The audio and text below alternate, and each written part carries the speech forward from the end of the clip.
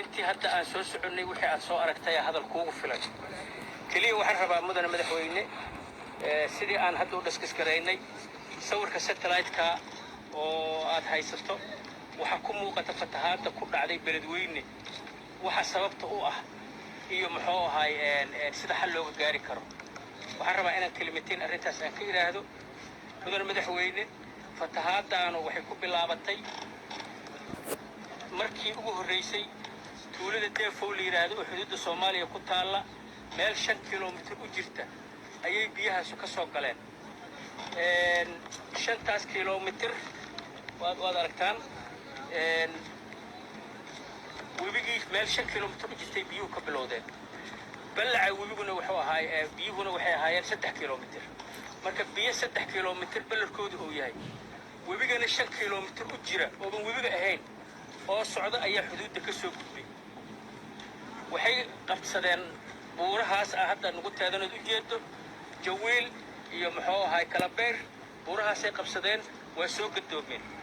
markay soo gadoomeen tuulooyinka u dhaxeeya beledweyne iyo muxuu ahaa deefow fatahaada yar yar oo webiga waa ka dhacay laakiin markay biyahaas yimideen tuulada la yiraahdo bacaad oo wax 10 kiiloomitir ka yar u jira magaalada beledweyne ayay biyahaas mar labaad webiga dib ugu soo noqdeen markaas webiga iyo biyihii soo noqday magaalada qarqiyeen horta biyaha la qarqiyay ma aha fatahaad webi waa fatahaad masiiba oo nagu dhacday madaxweyne oo u baahan si diblomaasnimo si walaaltinimo si qaanuunka sharciga adduunka oo qabo annaga iyo walaalaheen Itoobiya intaan uga wada hadalno xal waara aan uga gaarno annagu sidii aan ku sheegay intii hadda aan soo soconnay waxaa nagala gudboon inaan biyahaas markay soo gudbaan intaan xirno almeena balli kale ku celinno magaalada kanaal qabadsiino ka wareejino oo magaalada koonfurteeda aan uga shubno annagu intaasaan ku aadnaa laakiin waxba kama qaban karno biyo ayagoo 3 kiiloomitir balcoodu yahay webigana 3 kiiloomitir ilaa 4 kiiloomitir u jirana soo galay mudane madaxweyne waxba kama qaban karno mana rabno inaan hortaada dadka Soomaaliyeed aan rajib beena iyo muxuu ahaa isha waxaan qabsoomeyn inaan muxuu ahaa aan u sheego waxyaalaha la yaab kale waxa waaye tuulooyin waqooyi naga jira ayaa fatahaadaan oo jirta qalalan ama xoogaa yaroo bataqaana fatahaad yaroo fiixa ay gashay arrintaas intaasaan ugu bixiyaa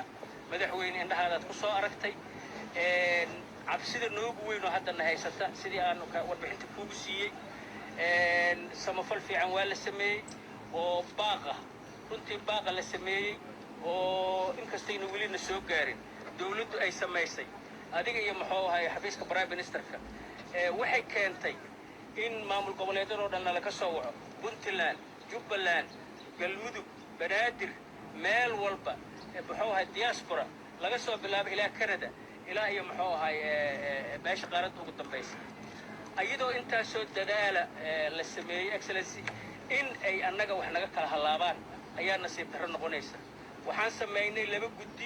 guddi bulshada ka kooban oo 32 xubnooda oo dhammaan bulshada dhamma ay ku dhantahay iyo guddi hay'adaha samafalka iyo maamulka heer wasaaradeed oo Hirshabeelle ay ku midaysan yihiin oo task force leader oo lagu maareeyo muxuu ahaa masiibadan